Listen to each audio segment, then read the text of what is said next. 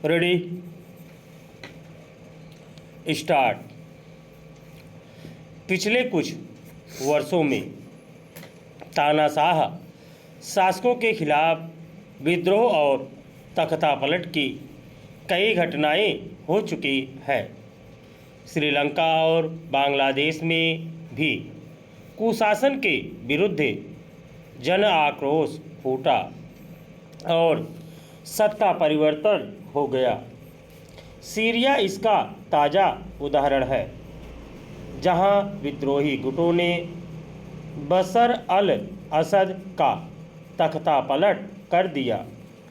पिछले 11 दिनों के संघर्ष के बाद विद्रोही गुटों ने सीरिया की राजधानी दमिश्क पर कब्जा कर लिया।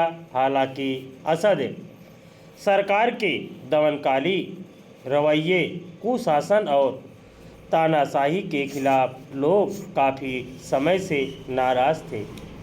करीब 13 वर्ष पहले असद को सत्ता से हटाने की मांग के साथ वहां जन आंदोलन उभरा था, मगर असद उस विद्रोह को दबाने में कामयाब रहे थे।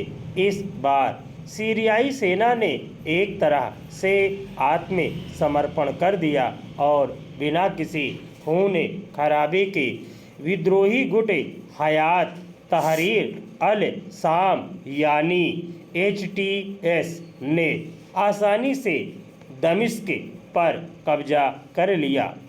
सीरिया में विद्रोह की चिंगारी तभी फूटी थी जब कई अरब देशों में तानाशाहों के खिलाफ जनाक्रोश भड़का था, जिसे अरब स्प्रिंग कहा जाता है।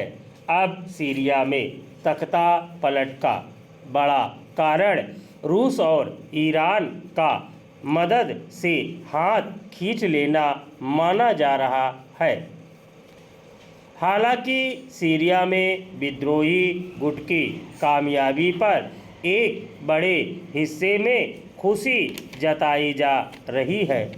भारत ने भी वहां शांतिपूर्ण और समावेशी प्रक्रिया के तहत सत्ता हस्तांतरण की उम्मीद जताई है, पर यह सवाल अपनी जगह है कि क्या वास्तव में सीरिया में लोकतांत्रिक प्रक्रिया शुरू हो सकेगी।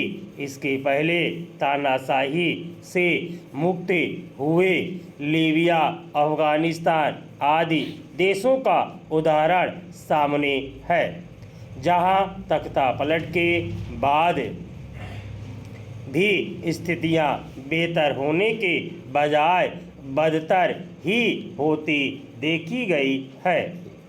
सीरिया में भी विद्रोही गुट की कमान कट्टरपंथियों के हाथ में है, जो अल कायदा से जुड़े रहे हैं। इसके अलावा वहाँ कई देशों और अलगाववादियों के अपने स्वार्थ हैं।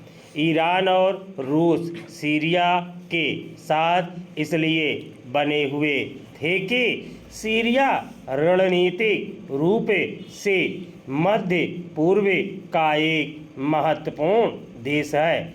ईरान को हमास और हिजबुल्लाह जैसे चरमपंथी संगठनों के लिए साजो सामान जमा करने के लिए सीरिया सबसे उपयुक्त जगह है। रूस का स्वार्थ तेल और मध्य पूर्व में अमेरिकी दबदबा रोकने को लेकर जुड़ा है। इसके अलावा कुर्दिस्तान की मांग को लेकर कुर्द विद्रोहियों के अपने समीकरण हैं। HTS में शामिल विद्रोही गुटों के भी अपने अपने स्वार्थ हैं। इस तरह सत्ता हस्तांतरण के बाद वहाँ लोकतांत्रिक सरकार बन सकेगी और आम लोगों के हितों को ध्यान में रखते हुए समावेशी नीतियाँ बन सकेंगी। कहना मुश्किल है। दुनिया में कहीं भी लोग तानाशाही पसंद नहीं करते। सीरिया में असद और उनके पिता की तानाशाही और दमन से लोग परेशान थे।